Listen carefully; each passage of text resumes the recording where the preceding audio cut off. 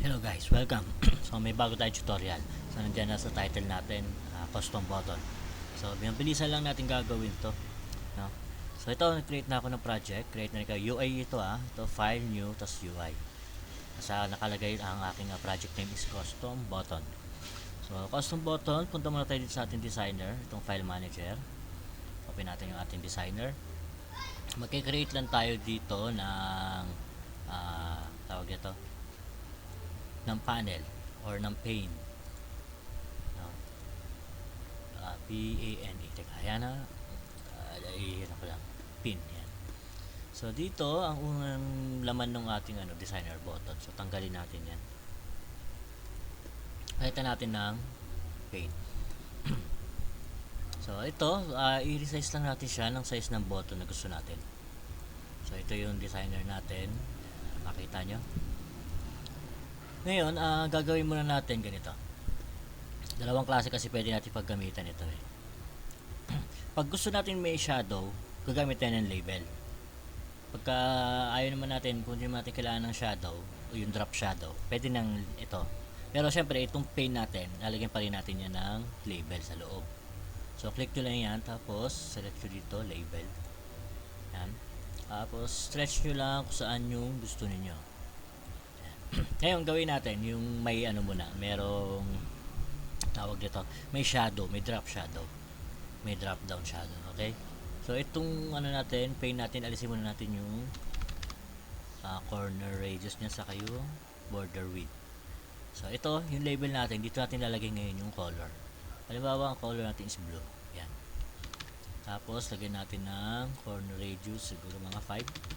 Yan, para rounded corner. Tapos yung shadow, ito drop shadow, yan. So pwede natin i-adjust dito kung gusto nyo. Ito Y, yan. Tapos masyado mataas, 3 lang ating tapos gawin natin itong 310. Yan. Tapos pwede nyo i-adjust yung color kung gusto nyo yung may shadow. Yan, ganyan. Ayan, okay na. Ngayon, kung ayaw nyo nang walang shadow, gagawin nyo lang, transparent nyo lang ito. So, delete nyo lang yung color. Yan, transparent. Ang lagay nyo ng color, itong ating itong panel natin. Yan. Yan. So, yun lang pinagkaiba nyan. Okay, tapos gawin natin to. Corner nito ay 510. So, yan. Yun lang pinagkaiba yung kung gusto yung drop shadow. Ito kasi inner shadow lang ang meron ito. Meron siyang shadow pero inner shadow lang. Yan, nasa loob lang yung shadow. So kung gusto mong drop shadow, gamit ka ng label. So ngayon, gamit natin siguro yung label na may drop shadow. Yun na lang kasi madali lang naman yan eh. No, so ito, tanggalin natin to. Tapos lagyan natin yung color dito. Yan, so may drop shadow tayo. Tapos syempre yung ating text gawin natin puti. Tapos bold natin. Tapos natin ang click me. Yan. Ngayon magdadagdag pa tayo ng bago. Punta tayo dito sa ating main IDE. Tapos library. XUI views. Type natin XUI views. Hanapin nyo na ito. XUI views. Check nyo lang yan. Tapos balik tayo sa ating designer. Ngayon meron tayo dito kukunin sa custom view natin na yung loading indicator. Ito ilagay natin dito sa loob. So cut ko muna and then paste ko dito sa loob. So ito na siya. Oops. Ngayon, halimbawa ganyan yung nangyari, no? Hindi nyo na makita ngayon.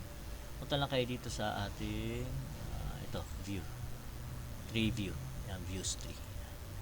So lalabas makiklik nyo na ulit yan. Tapos drag nyo lang. Okay? So ngayon, ang kailangan natin, gagawin natin sa ating indicator, loading indicator. Kasi laki lang nung ating, ng ating, ito label. Kasi ito yung gusto natin mangyari. So, papalitan muna natin, no? Dito tayo sa custom properties. Yung style, gawin natin single circle yan. Tapos, 500 lang itong duration. Yan. Pakita ko muna sa inyo kung anong gusto natin ma-achieve. So, run muna natin. Kung alam niyo yung ripples, na pag kinilik mo yung button, tapos meron siya yung circle na from maliit papuntang palaki, yung ripple. So, ganun yung gusto natin ma-achieve na button. So, medyo mabagal yung compilation natin. Yan. Yan, makikita nyo na nag-aano siya, nagbi-blink. Yan. Diba? So, yan yung gusto natin ma-achieve. Pag-click, saka magbi-blink ng ganyan. I mean, hindi naman blink, ripple, saka lalabas yung ripple niya. So, yan yung gusto natin ma-achieve. So, ngayon, ang gagawin lang natin, itong ano natin, tawag nito, yung visible, i-uncheck natin yung ating loading, no? Yan. Tapos, ano natin, call natin dito. Declare natin yan. Tapos, yung ating, syempre, yung panel. So, pag kinilik yung panel, saka lalabas yung ito yung ating ripple, no? So, dito natin ilagay sa click ng panel. So, mouse click. Yan. So, dito sa mouse click, madali lang gagawin natin. Tawag natin yung loading indicator dot show. Tapos, slip natin. Since yung duration nilagay natin doon is 500, so slip natin siya ng 500. Tapos, bago natin siya ulit i-hide. Hide. Yan. So, try natin. Since naka-invisible o yung naka-uncheck yung visibility nun ng ating loading indicator. Yan. Pag click natin, yun. Kung makikita nyo nagkakaroon ng border, nasa ano kasi yan nandun sa ating loading indicator. So, alisin natin yung border nun. So, kung makikita nyo ito, ayun may border siya. Alisin natin yan. Maingay sa kapitbahay, nag-music sila dahil ngayon ay 23. 24. So, mamayang gabi, Pasko na. Ulitin natin. Yan. So, yan. Simple lang, no? Simple lang. Ang problema natin yan, pag maraming beses natin kiniklik yung, yung mouse natin, no? Nagulit-ulit siya. Ngayon gawin natin. Ganito. Pag-click, yung panel 1 natin, i-declare muna natin. Stop muna natin yan. So, itong panel 1 natin, i-declare natin yan as before XView. Tapos dito, panel 1 dot enabled false. Tapos, pag nag-hide na yan, pagtapos ng ating animation, ibalik natin siya sa true. Para maklik natin siya ulit. Check natin.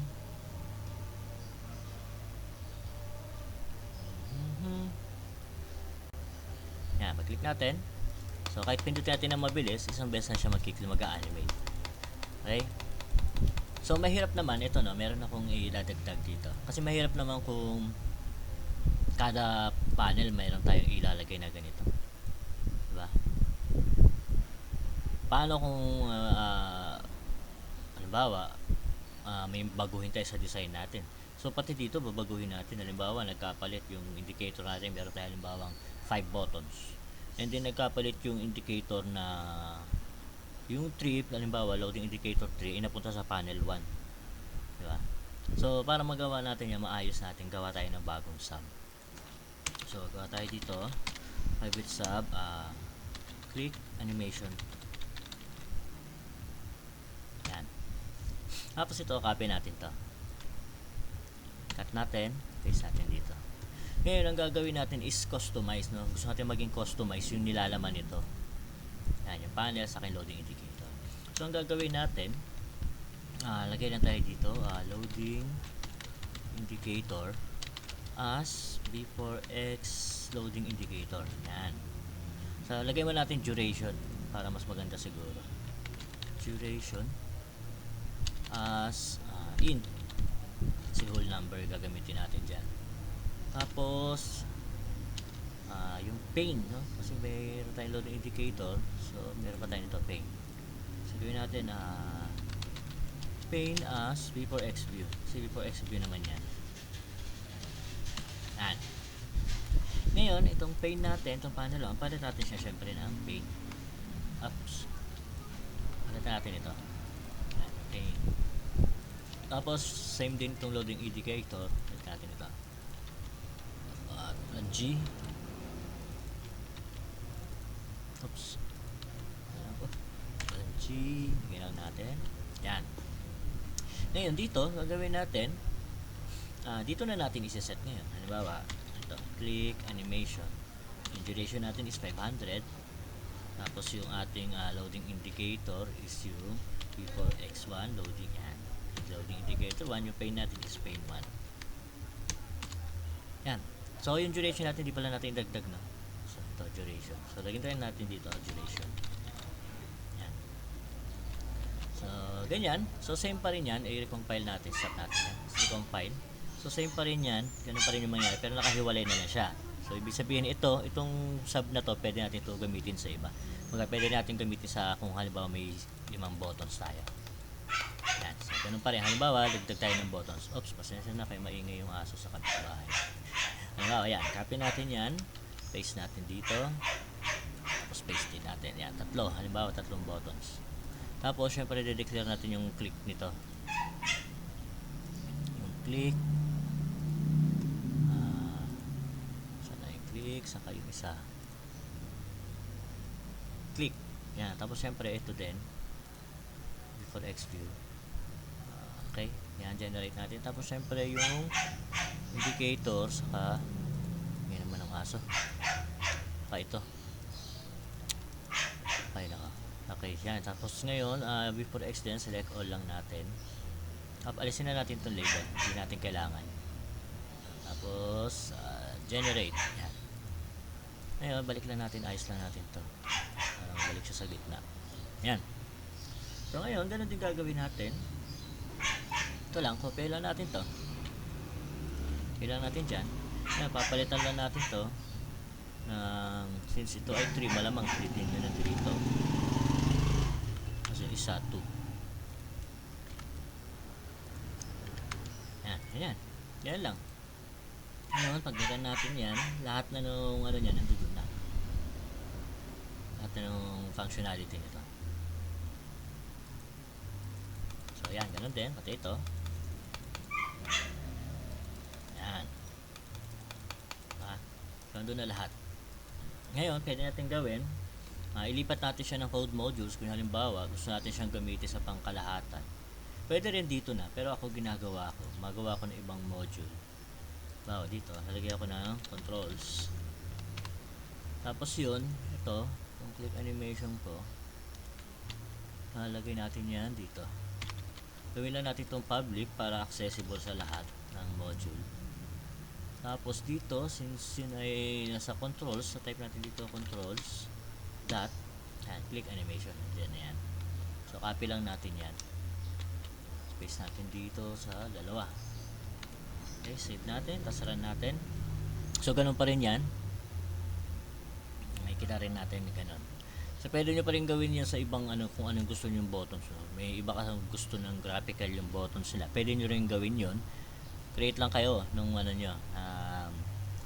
tawag nito, ng controls or code modules nyo. So, ito, check natin.